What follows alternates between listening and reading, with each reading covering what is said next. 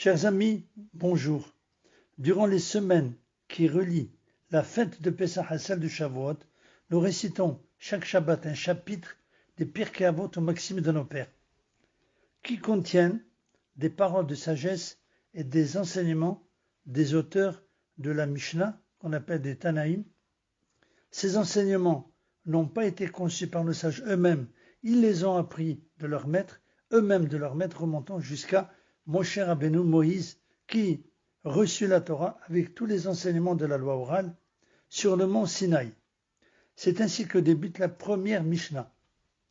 Moshe reçut la Torah au mont Sinaï, l'a transmis à Josué et Joshua, qui l'a remis aux anciens, les anciens aux prophètes, les prophètes aux hommes de la grande assemblée. La raison pour laquelle nous lisons les Pirkei Avot pendant cette période, car c'est une préparation spirituelle à laquelle nous devons nous appliquer en vue de recevoir la Torah pendant la fête de Shavuot.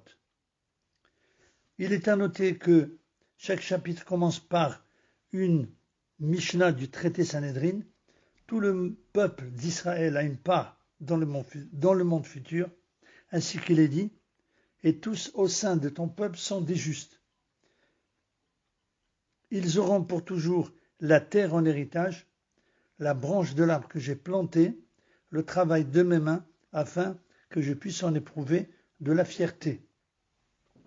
Dans cette introduction, on peut noter 3 éléments. Le premier, chacun de nous a sa part réservée dans le monde futur en raison du caractère divin et éternel de nos âmes. Le deuxième, c'est comme un héritage qui nous a été légué gratuitement. Nous devons donc tâcher à ne pas le dilapider ou le perdre, quelles que soient les tentations de ce monde. Troisièmement, cela nous rappelle que nous sommes une branche de l'arbre planté par Dieu et que notre vie dépend du soin que nous prenons à maintenir la branche solidement attachée à l'arbre de la vie, c'est-à-dire la Torah. Nous allons étudier à présent la deuxième Mishnah du premier chapitre. Shimon HaTzadik, Simon le Juste, était un des derniers membres de la grande assemblée. Il avait l'habitude de dire « Le monde repose sur 3 piliers, la Torah, le service divin et la bienfaisance ». En fait, l'homme doit pratiquer 3 grandes catégories de devoirs, les devoirs envers lui-même, les devoirs envers Dieu, les devoirs envers son prochain. Envers lui-même, l'homme doit perfectionner son esprit par l'étude de la Torah. C'est pour la Torah que Dieu a créé le monde, comme le dit le prophète Jérémie. Ainsi parle Hachem, s'il n'y avait pas mon alliance, entre parenthèses la Torah, je n'aurais pas institué de jour ni de nuit, je n'aurais pas institué les lois du ciel et de la terre. La Torah est la source de la connaissance la plus profonde.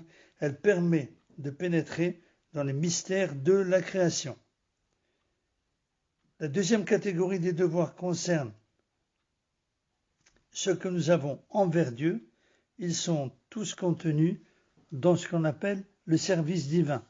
Selon le Talmud, à la fin du traité Kiddushin, il est dit « L'homme n'a été créé que pour servir Dieu ».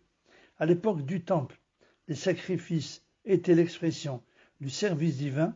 Actuellement, et depuis la destruction du Temple, ce sont nos prières qui ont remplacé les sacrifices.